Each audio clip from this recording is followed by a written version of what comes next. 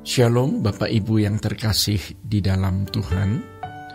Kebenaran pada saat ini berjudul Tidak Mau Merdeka. Di dalam Keluaran 21 ayat 5, firman Tuhan mengatakan, "Tetapi jika budak itu dengan sungguh-sungguh berkata, Aku cinta kepada Tuanku, kepada istriku, dan kepada anak-anakku, aku tidak mau keluar sebagai orang merdeka." Pada zaman itu Bapak Ibu, ada saatnya seorang budak diberi kesempatan untuk keluar dari rumah tuannya. Mereka bisa jadi orang merdeka. Tetapi budak yang mencintai tuannya akan berkata, "Aku tidak mau keluar. Aku tetap mau jadi orang yang terbelenggu, menjadi orang yang terikat." Apabila kita berkata, "Aku mengasihimu Tuhan," apakah kita juga berani berkata, "Aku tidak mau keluar dari cengkeraman-Mu Tuhan"? Aku mau menjadi budak Tuhan, terikat dengan Tuhan, tidak merdeka. Pada umumnya, setiap orang mau jadi orang merdeka, merasa bebas, mau ngomong apa, mau pergi kemana, mau beli apa, mau buat apa, mau lihat apa, mau dengar apa. Ya, kalau kita mengasihi Tuhan, kita tidak boleh begitu. Dulu kita hidup dalam belenggu kuasa gelap, yaitu dunia. Lalu kita dibebaskan, dimerdekakan oleh Tuhan, sehingga kita bebas merdeka. Tapi sekarang kita masuk di dalam belenggu Tuhan. Kita memilih untuk tidak menjadi orang merdeka. Kita memilih untuk menjadi orang yang terbelenggu oleh Tuhan karena kita mencintai Tuhan.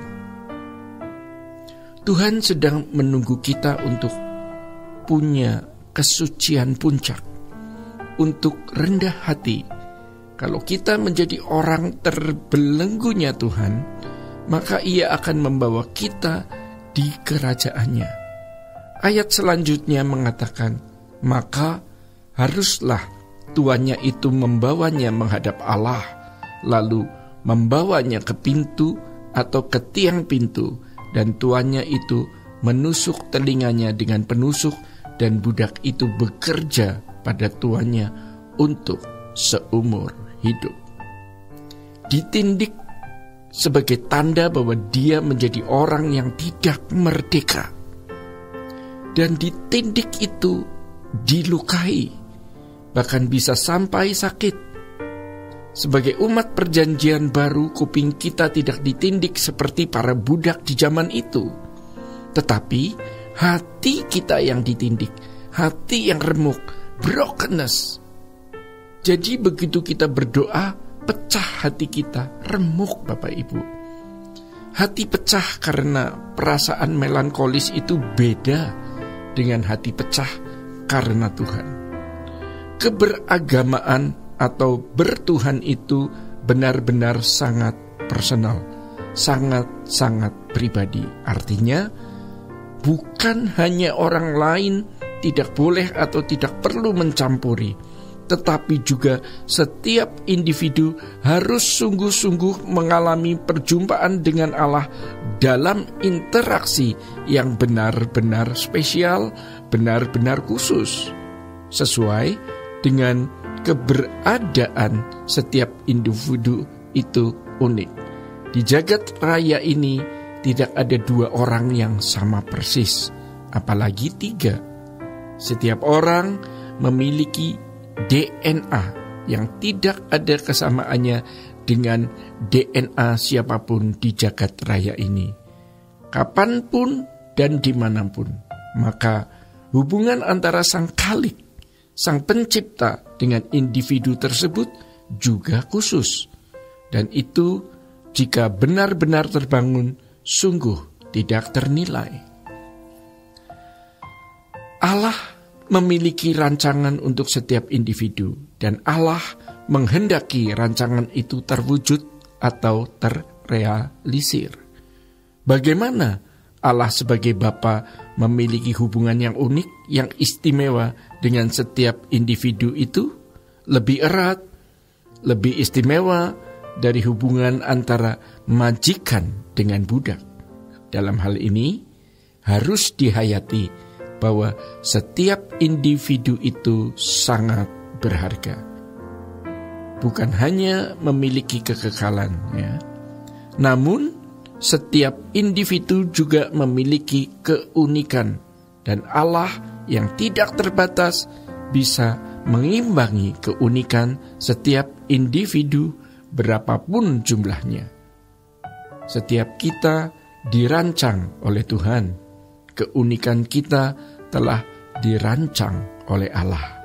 Dan Allah tahu bagaimana berinteraksi dengan manusia model kita yang unik, yang tidak ada duanya itu. Dan itu luar biasa. Kita bukan hanya memiliki kekekalan, melainkan kita juga memiliki keunikan yang luar biasa, yang hanya Allah yang dapat mendesain. Dan Allah merancang bagaimana menikmati sebuah intimasi, sebuah hubungan dengan kita masing-masing ini. Bapak Ibu yang terkasih di dalam Tuhan, jadi kenali bahwa kita memang tidak kebetulan ada di bumi. Setan membuat kita merasa tidak berharga dengan berbagai peristiwa. Setan membuat kita berkata kepada diri kita sendiri, aku tidak berharga, aku tidak bernilai. Dan dengan cara ini kita meremehkan Allah tanpa kita sadari. Dan setan mendesain keadaan itu. Kegagalan studi, karir, rumah tangga, atau keberadaan kita yang tidak memiliki nilai lebih di mata manusia bukanlah kegagalan selama kita bisa menjangkau Tuhan. Dan Tuhan masih mau berinteraksi dengan kita. Apapun dan bagaimanapun keadaan kita hari ini, kita tetap berharga selama kita masih membuka diri untuk berkata, Tuhan, pegang tanganku. Aku ikatkan diriku terbelenggu denganmu. Maka jangan menoleh ke belakang lagi, Bapak Ibu. Kita semua harus terus mencari hadirat Tuhan dengan tekun sampai kita menemukannya.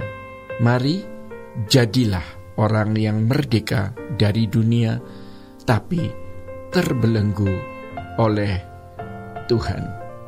Bapak Ibu yang terkasih di dalam Tuhan, kebenaran pada saat ini membawa kita untuk kita berani terbelenggu oleh Tuhan. Haleluya, sola gracia.